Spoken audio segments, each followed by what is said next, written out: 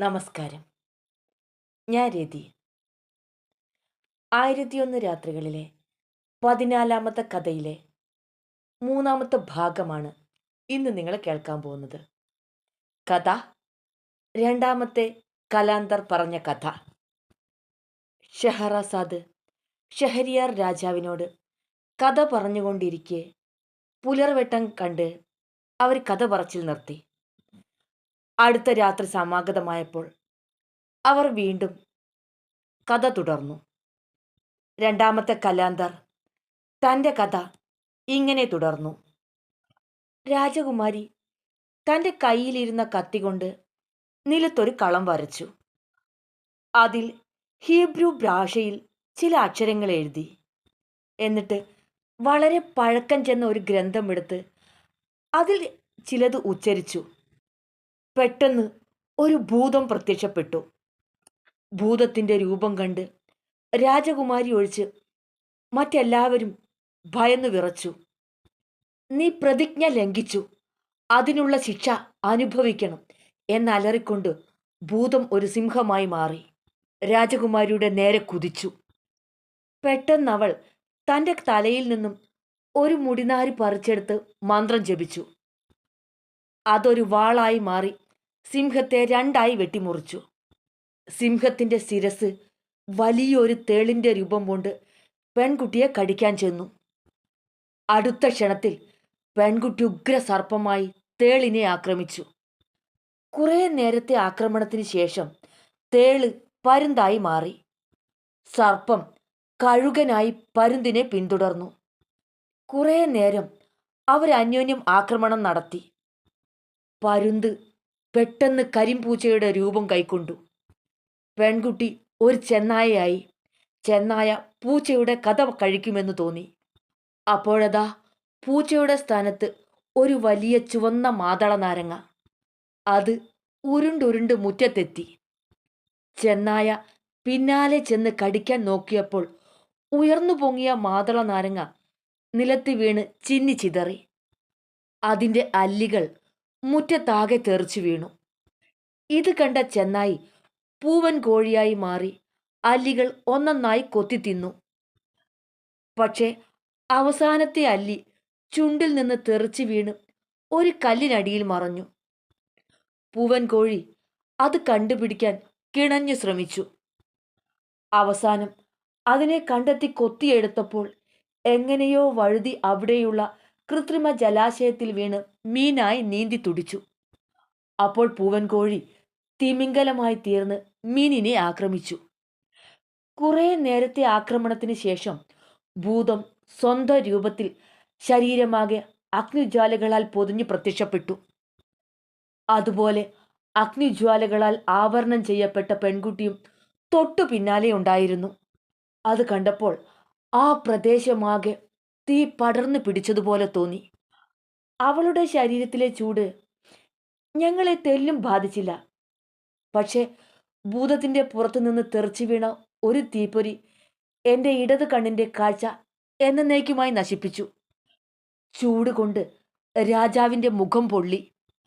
അടിമയുടെ ശരീരം വെന്ത് ചാമ്പലായി. പെൺകുട്ടി ശക്തിയായി ഊതിയപ്പോൾ ഭൂതം കരിക്കട്ടയായി നിലത്തു വീണു. അല്ലാഹു സർവശക്തൻ. പ്രവാചകൻ മുഹമ്മദിനെ നിഷേധിക്കുന്നവനെ അല്ലാഹു നശിപ്പിക്കും. പെൺകുട്ടി വിളിച്ചു പറഞ്ഞു, വേഗം ഒരു ഗ്ലാസ് വെള്ളം കൊണ്ടുവരൂ.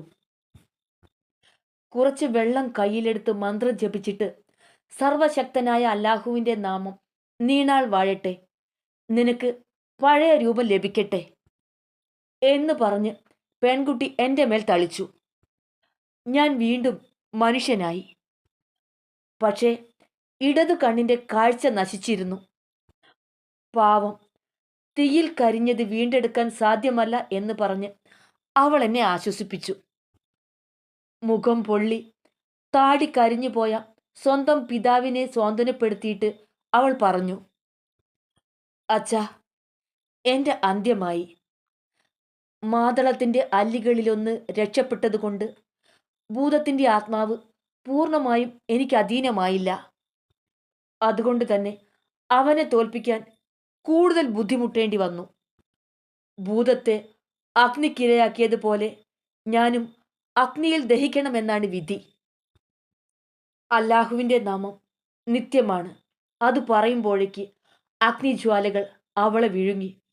അടുത്ത നിമിഷം ഒരു പിടിച്ചാരം മാത്രമായി അവൾ അവശേഷിച്ചു. തൻ്റെ മകളുടെ ദയനീയമായ അന്ത്യത്തിന് സാക്ഷ്യം വഹിച്ച രാജാവ് ഒരു ഭ്രാന്തനെ പോലെ വസ്ത്രങ്ങൾ പിച്ചിച്ചീന്തി മാറത്തടിച്ചു നിലവിളിച്ചു. എന്നെ സഹായിക്കുന്നതിനിടയിലാണല്ലോ അവൾക്ക് ഈ ദുര്യോഗമുണ്ടായതെന്നോർത്തപ്പോൾ എൻ്റെ വ്യഥ ഇരട്ടിച്ചു. ആ പൂമേനിക്ക് പകരം എൻ്റെ ഉടൽ ചാരമായെങ്കിലെന്ന് ഞാൻ ആഗ്രഹിച്ചു. പക്ഷേ അല്ലാഹുവിൻ്റെ തിരുവുള്ളം പാവൻ മനുഷ്യനറിയുന്നില്ലല്ലോ. അപ്പോഴേക്ക് മന്ത്രിമാരും പ്രഭുക്കന്മാരും സേവകരും പാഞ്ഞെത്തി. അന്തഃപുരത്തിൽ നിന്ന് സ്ത്രീകളും അടിമകളും കൂട്ടമായി വന്നു. എല്ലാവരും അലമുറയിട്ട് കരഞ്ഞു. തൻ്റെ പുത്രിയുടെ ഓർമ്മയ്ക്കായി ഒരു വലിയ ശവകുടീരം നിർമ്മിക്കാൻ രാജാവ് ആജ്ഞാപിച്ചു. ആയിരക്കണക്കിന് അടിമകൾ ഉടനെ പണി തുടങ്ങി. അധികം വൈകാതെ രാജാവ് രോഗബാധിതനായി. ഏതാണ്ട് 1 മാസം കഴിഞ്ഞ് രോഗം കുറേശ്ശെ ഭേദമായി തുടങ്ങിയപ്പോൾ രാജാവ് എന്നെ അടുത്ത് വിളിച്ചു പറഞ്ഞു, ചെറുപ്പക്കാരാ, നിങ്ങൾ വരുന്നതിന് മുമ്പ് ഇവിടെ സ്വർഗതുല്യമായിരുന്നു. സന്തോഷവും സമൃദ്ധിയും മാത്രമേ ഈ നാട്ടിലുണ്ടായിരുന്നുള്ളൂ. പക്ഷേ നിങ്ങളോടൊപ്പം ആപത്തും വന്നു ചേർന്നു. എൻ്റെ മകൾ അപമൃത്യുവിനിരയായി. ഞാനോ മരണത്തിൽ നിന്ന് കഷ്ടിച്ച് രക്ഷപ്പെട്ടെങ്കിലും എൻ്റെ മുഖവും താടിയും കരിഞ്ഞു. എൻ്റെ വിശ്വസ്തരായവരെല്ലാം കൊല്ലപ്പെട്ടു. ഇതൊന്നും നിന്റെ കുറ്റമാണെന്ന് ഞാൻ പറയുന്നില്ല. നിന്നെ രക്ഷിക്കാൻ എൻ്റെ മകൾ മരിക്കണമെന്നായിരിക്കാം ദൈവനിശ്ചയം. അല്ലാഹുവിൻ്റെ കൽപ്പന ചോദ്യം ചെയ്യാൻ നമുക്ക് എന്ത് അവകാശം? എന്തായാലും ഇനി നിനക്ക് പോകാം.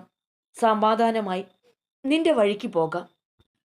ഞാൻ അവിടെ നിന്ന് പോന്നു. ഇപ്പോഴും ജീവനോടെ ഇരിക്കുന്നു എന്ന് വിശ്വസിക്കാൻ എനിക്ക് കഴിയുന്നില്ല.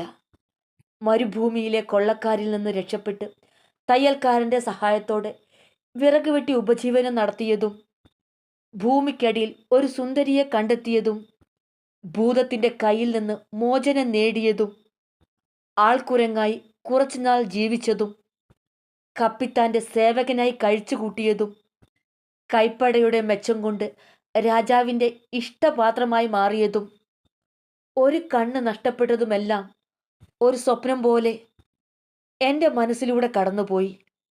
ഇനി അങ്ങോട്ട് ആളറിയാതെ യാത്ര ചെയ്യാമെന്ന് കരുതി താടി മുറിച്ചു കളഞ്ഞ് സന്യാസിയുടെ വേഷത്തിൽ നഗരത്തിന് പുറത്തു കടന്നു.